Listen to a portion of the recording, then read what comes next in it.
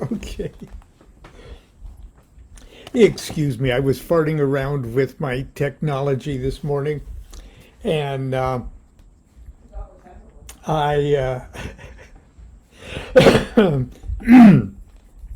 I've had several false starts here, so uh, but I'm going to talk to. Happy Friday, everyone.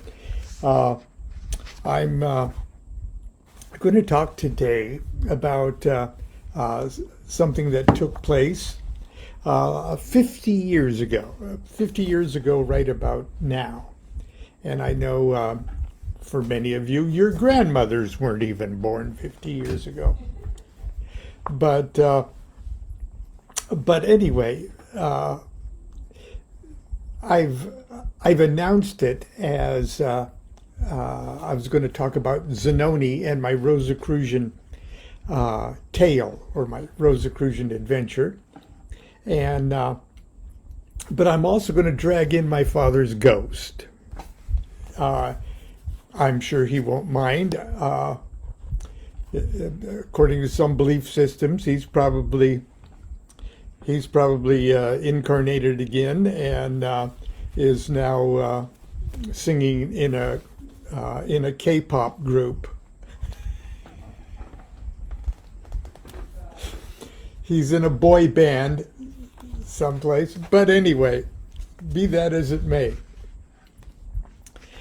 these two things have a little something to do with each other. So I hope you enjoy this anyway.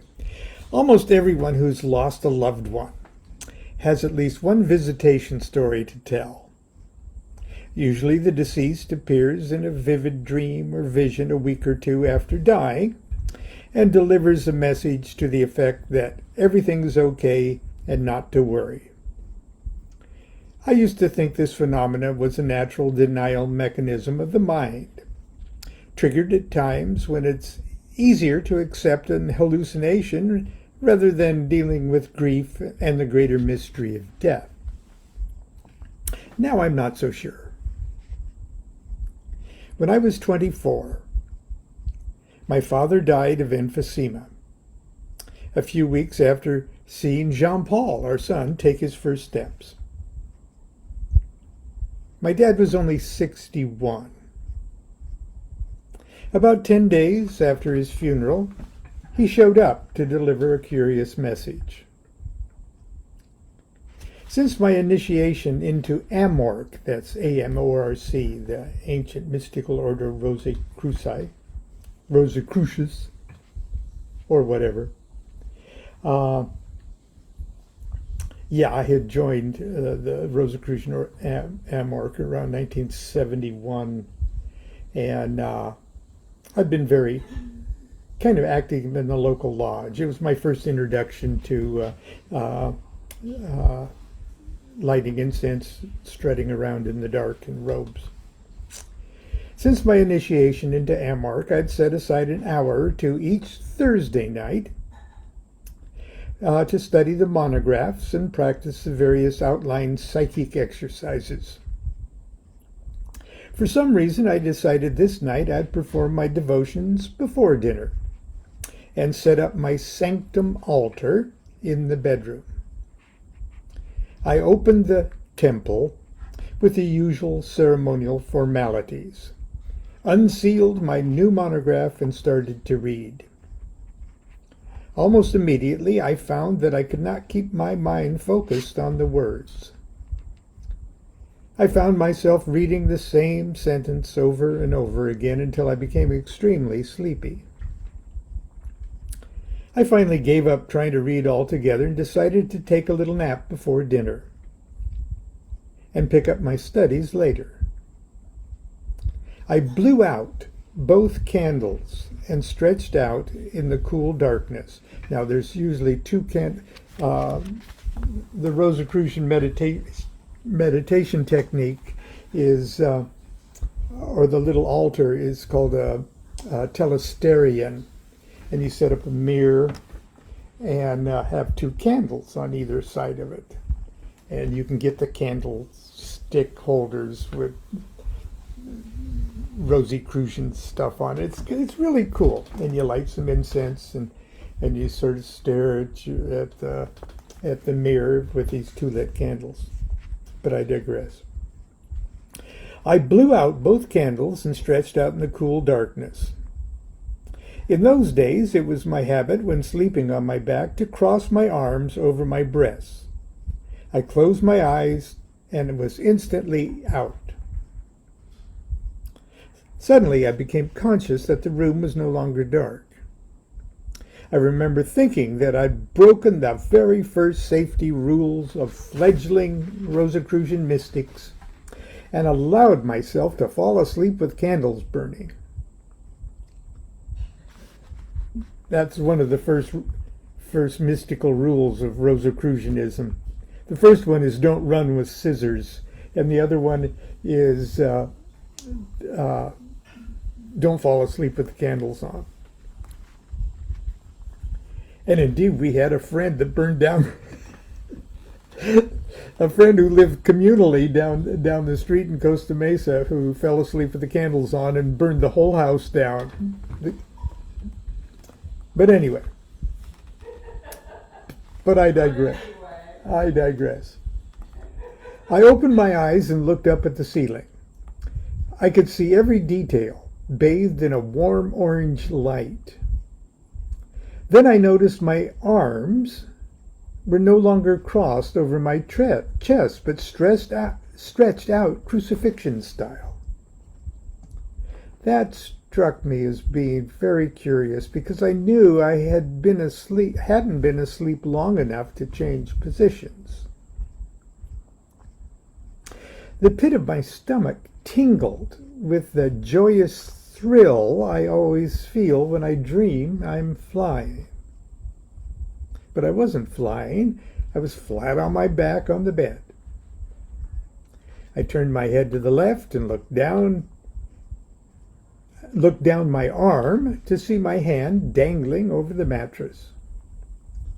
Then I turned to the right, and to my utter delight discovered my father, sitting by the bed not 6 inches from my right hand. He looked great. Better, in fact, than I'd seen him in years. I felt younger just looking at him. His skin was a beautiful tan, and his hair was thicker and darker than I ever remembered. He didn't say a word. And for some reason, I wasn't inclined to speak either. We just looked at each other. I soon became conscious of the peculiarity of the moment.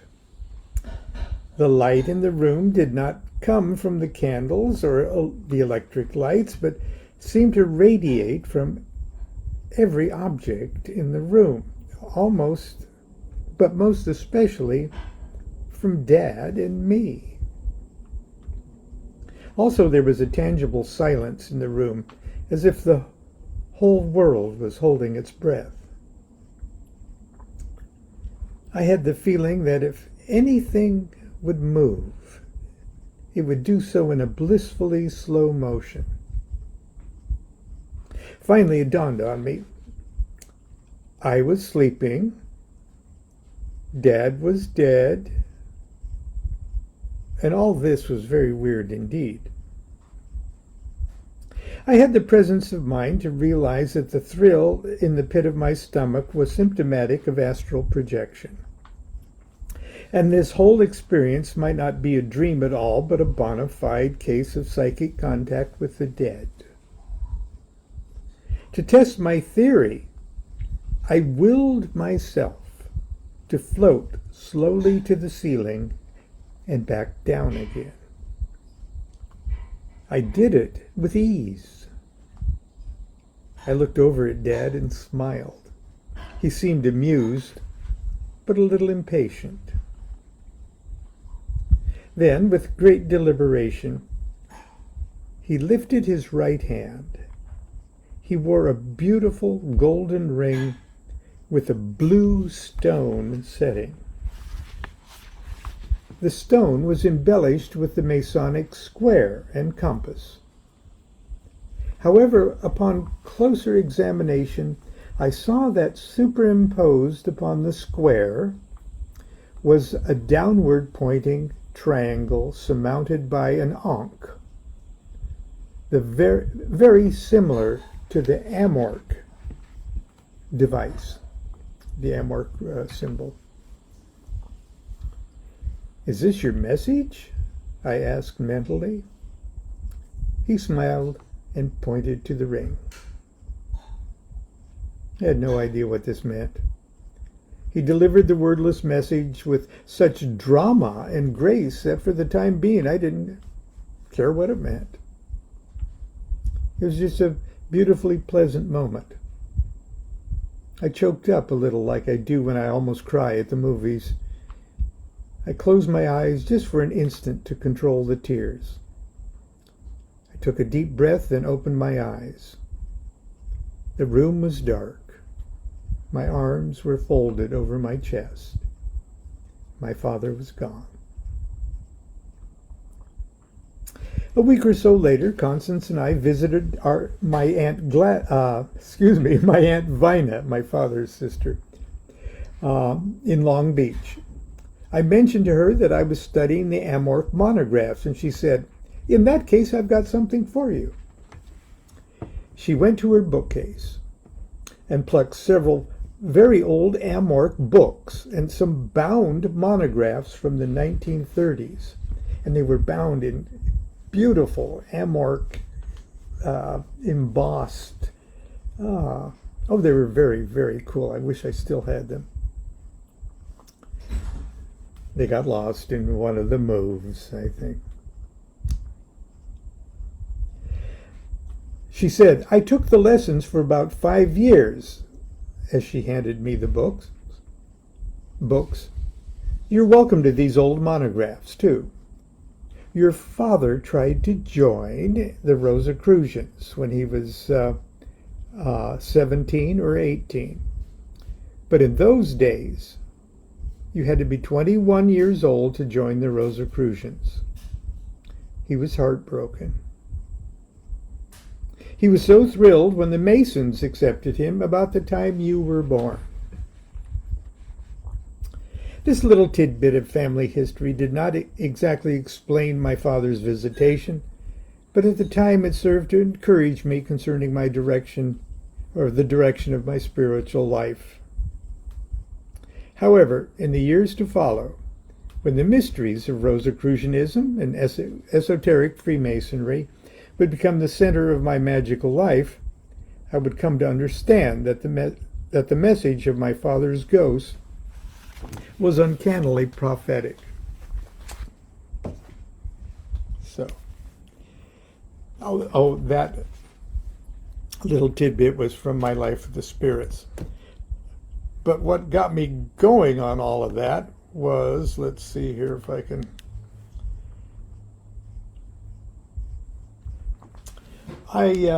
exactly 10 years ago, I curated and helped edit a series of books for my good friends at Weiser, curating the series of books that really had a profound effect on my magical career. Books that influenced me. And one of the early ones was one called Zanoni. And I introduced every book in the series, and I curated them, chose them, and things like that. Here's what I say about Zanoni, because it really kind of has something to do with what I just said. In the early 1970s, I joined my brother Mark and became an initiate member of the Rosicrucian Order Amorc. We were both active in a local lodge in Long Beach. It was Abdiel Lodge. I remember warmly. I eventually would serve as inner guardian, chanter, and chaplain of the lodge. I found the experience rewarding and an excellent introduction to the basic format of the Western initiatory traditions. Our lodge had a small but remarkably well-stocked library of mystical books, some of them rather old and rare. One of my volunteer duties was to serve on a rotating schedule as lodge librarian. You might say it was my first experience as a curator of a magical antiquarian curiosity shop. The first week I sat behind the library desk prior to convocation, I took the opportunity to quiz my Rosicrucian elders as to the best books I could be reading as a young adept to be. I purposefully singled out Greta, a frail Oma in her mid-80s. With her stooped posture and thick German accent, she struck me as the wisest and most mystical of all the blue-haired mind readers. She reminded me of Maria Openskaya, the woman that played the old gypsy woman in the Wolfman movies. Even the man who says his prayers by night. Greta was like that. Smiling inscrutably, she didn't recommend a book. Instead, she slyly suggested that I ask my master within during the silent meditation periods during convocation. Her answer was mystical enough, I must say, but I was actually looking for some real advice from her. I pretended to be pleased with her answer and told her I would do that. About a half hour later, as I sat quietly in the darkened lodge room, breathing the wonderful rose incense and feeling like a very cool mystic, I sent out the silent question to my master within, whoever that was. No master within answered, at least not in the way that I recognized as such.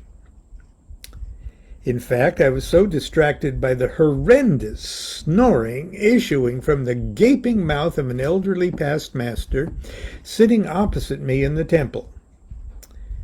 And not even Sibelius's sublime and beautiful The Swan of Tuonela.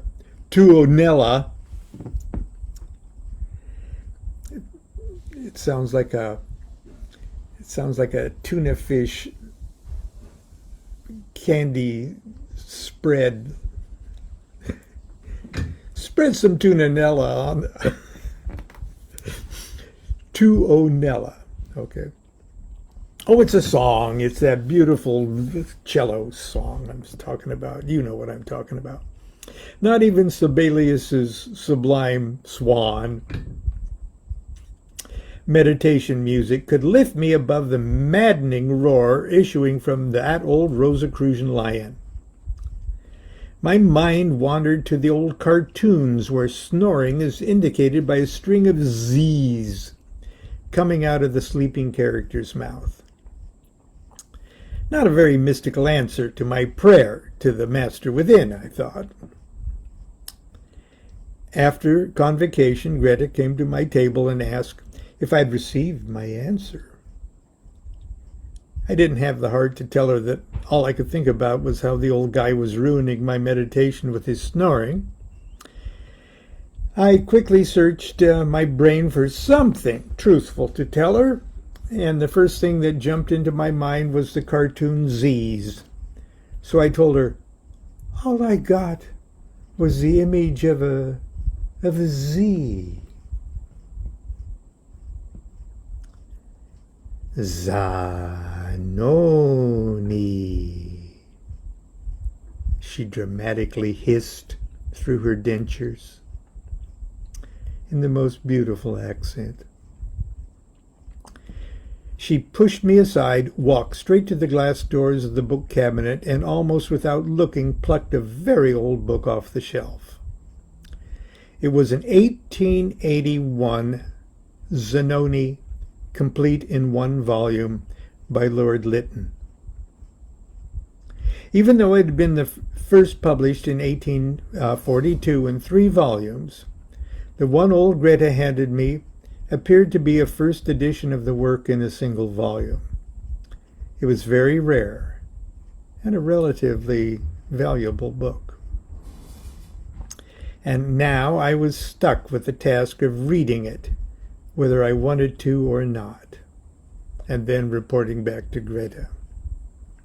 Now I'm going to digress for a moment, because Chris Bennett, a good friend and an author,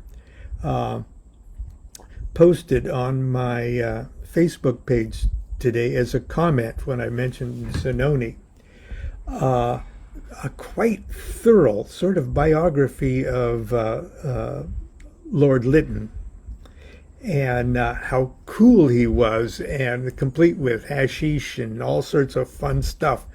So please scroll down my page and read Chris's thorough comment on Lord Lytton. Okay.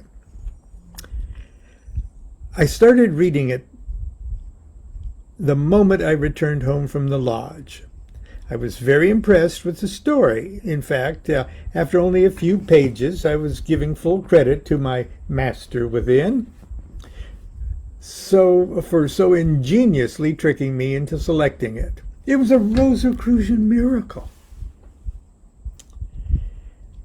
At first I thought the love story angle was pretty corny, but I really adored the magic and the alchemy and the thought of people living for hundreds, maybe thousands of years.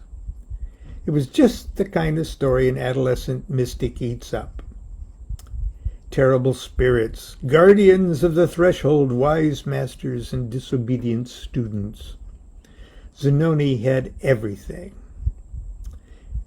And after a while, I even fell for the beautiful girl angle myself. I'd soon leave the Rosicrucian Order Amark for stronger mystical meat of the Golden Dawn studies and the magic of Aleister Crowley's OTO and AA. But my appreciation for Zanoni and its remarkable author would only grow as the years passed.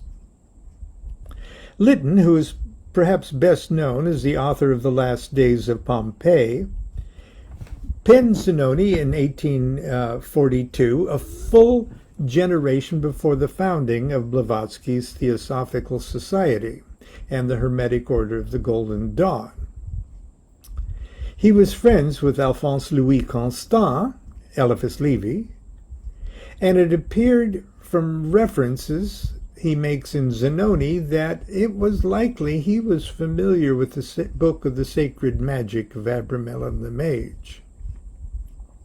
Again, a full generation before it saw an English translation. He didn't get this stuff from the 19th century Rosicrucians. They got it from him. For those who have eyes to see and ears to hear, there are true magic and magical secrets in Zanoni. So much magic that when Aleister Crowley, in the appendix to his classic text, Magic and Theory and Practice, itemized some 39 books, principally fiction of a generally suggestive and helpful kind, the book he chose to head the list was Zanoni by Sir Edward Bulwer Lytton, valuable for its facts and suggestions about mysticism. And now I will leave you to savor, digest, and hopefully appreciate this marvelous work. But before I close, I want to point out the most magical aspect of Zanoni, that it is a great love story, and from the wizened vantage point of a magician who has worked his art for 40 years, 50 now, I can tell you without evasion equivocation or mental reservation of any kind. There is no subject more spiritual, more magical, more powerful, or more important than love. Antiquarianly yours, Lon Milo DuQuette, Costa Mesa, California, 2012. Did you want to say something, dear? I was just doing some work and listening to your story, and it was quite lovely. I'm sure I've heard it before, but it was still...